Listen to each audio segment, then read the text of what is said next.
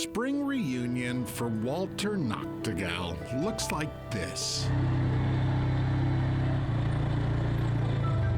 A lonely trail leads to the sweetest of spring camps.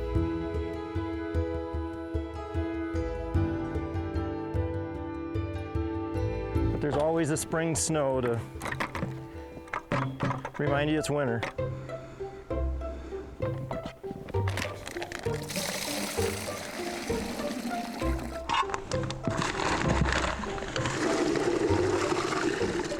Nature's little gift.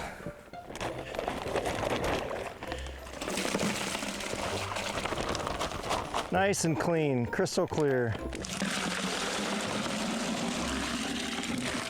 The earth is kind of waking up. Now you're out here in the woods and you get to watch all the critters come back. You're here watching it unfold in front of you.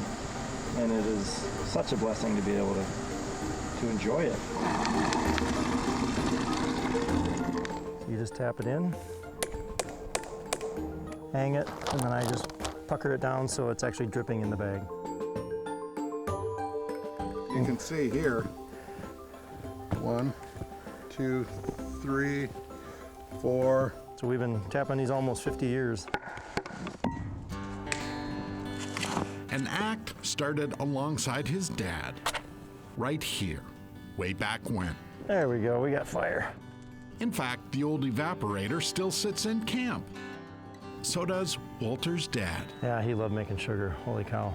Bud Nachtigall's picture, a perpetual reminder of what fires this family and this tradition. He used to love stoking the fire.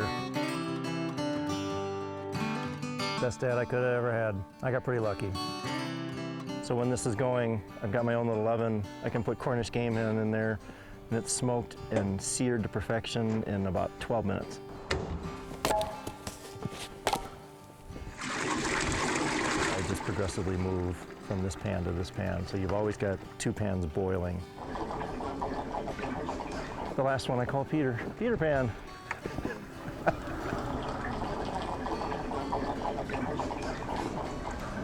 It's usually a smoky boil, and that's really what the flavor is sometimes the best. It's really clear syrup, but it's got that smokiness. Same story with the snacks. How's that for dinner?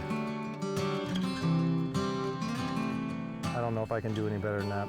Life right now is pretty good out here. Yes, Walter loves this syrup and this lifestyle, but what he does with it, that might be the icing. So my favorite thing to make is the old-fashioned, which I incorporate my maple syrup with.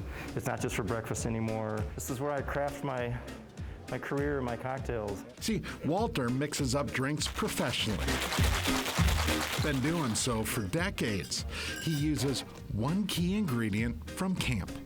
Can't even imagine how many drinks I've made over 35 years. A little heavier on this because of the tartness of the citrus.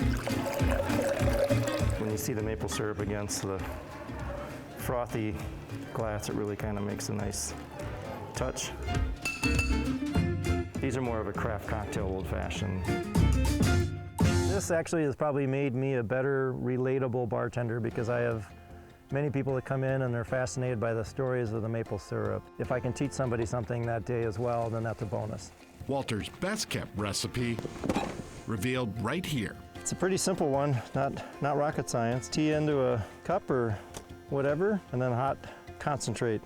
Just let it steep for a couple of minutes and you got goodness. Yep, sweet sap is the base. And then all of a sudden we started drinking sap, and it was like, I stopped bringing stuff to drink because that's all I would ever drink is just right out of the bag. Lessons on mixing it up in life. Walter's story started long ago with a single drip. And you can see that proof hanging from a tree in a bag and the sweetness within. It's pretty awesome to be a part of that.